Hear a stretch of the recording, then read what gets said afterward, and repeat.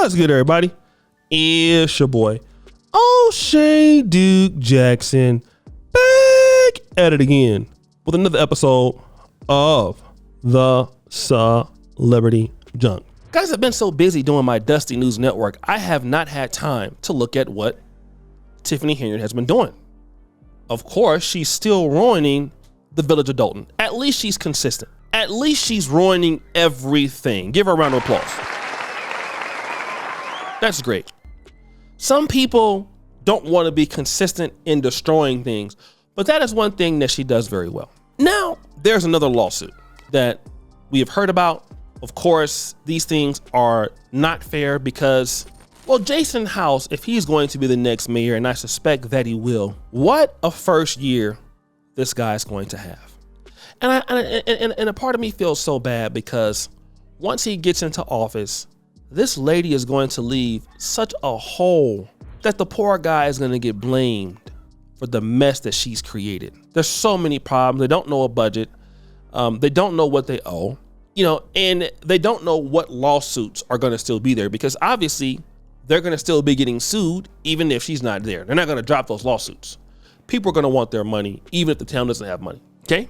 So now check out the newest lawsuit against Tiffany Henyard in Thornton Township. Another new lawsuit filed against embattled Dalton Mayor and Thornton Township Supervisor Tiffany Henyard. This time by a 20-year Thornton Township employee who says he was wrongly fired after refusing to comply with an alleged scheme by Henyard's team. The lawsuit says Henyard and her special assistant, Keith Freeman, pressured Dwayne Thrash to fire a school attorney and replace her with another law firm. Thrash claims he was offered a $10,000 pay increase weeks prior to facilitating this change. After he refused, he says he was fired less than a month later.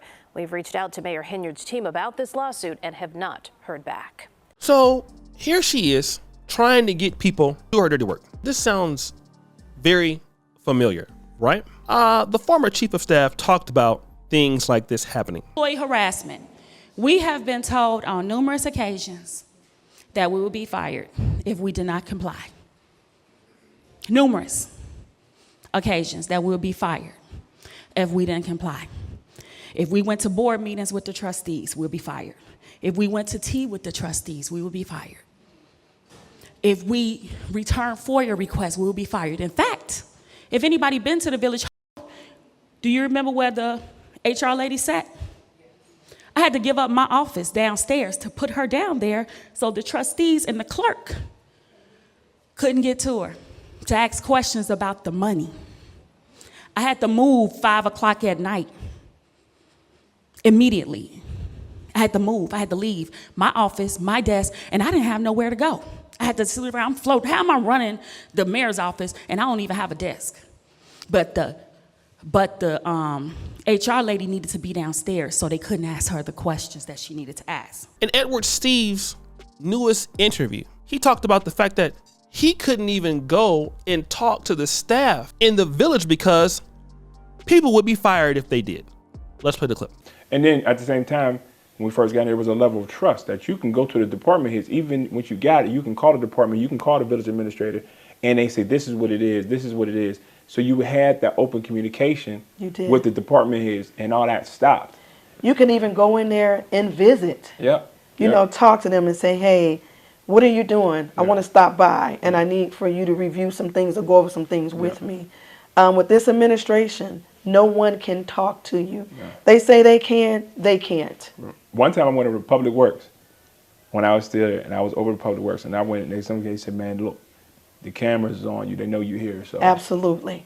And so turned into they were scared to talk to you. Absolutely. Department heads were scared to talk to you, and so you really couldn't get all the information you pretty much needed. You never could. You know what I mean? And I always feel if a person has something to hide from you, it's something going on. Yeah.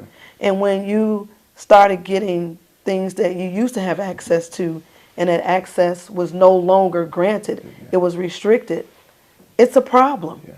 It's a problem. Yeah. Yeah. And me being in HR for all those years, it really broke my heart to see the employees put in the middle of this fight. Yeah. To have to make a choice to choose. Could I talk to you or I have to listen to what the administration is saying. You started to mess with people's livelihood, their lives, their families. So I don't fault any of them for any of that, because again, this is the way that they take care of their families. I understand that. But me, myself, hadn't been in that position, I would have quit. So, in other words, if you don't do what I'm telling you to do, you will be fired. And if you do what I'm telling you to do, you're going to prison. You know, let me just say this. In life, we all have choices.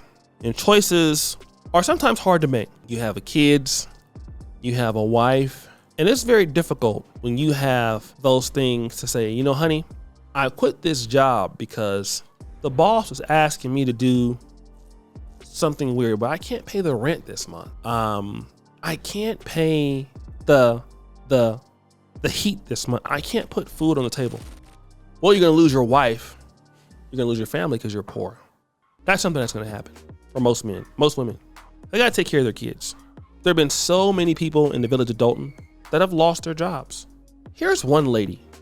It's a single mother who was on FMLA, lost her job, lost the ability to take care of her kid. Greeting fellow residents of the village of Dalton. Some of you may know me and some of you may not, but I'm Samisha Williams and I'm running for trustee.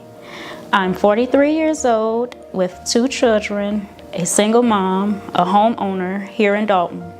I worked for the village of Dalton for several years as the director of the building department. I was illegally fired while on FMLA. A police officer came to my home to serve me my termination letter while on FMLA. The letter had no author, no reason for termination, and no signature. So I emailed Keith Freeman, the village administrator, to verify the validity of the letter. I received a response that stated that my termination was valid. Recently, mailers went out stating that I forged FMLA documents, which is not true. I was on FMLA because my mom, my grandmother, and both my in-laws all passed away in 10 months. Also, at that time, I was dealing with health issues and I was going through a divorce.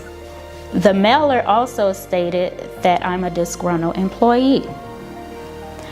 Well, I am, but not in a way that you may think. I'm disgruntled by how the administration treated the employees, the residents, the business owners, and even the contractors. And sometimes we don't look at it like this, because see, the people that have come out, like Fanaya Dukes, some of these officers, some of these chiefs, they've lost their income. And we can applaud them for doing the right thing, but is it necessarily that easy to lose your income? Can you do that? Are you able to do such?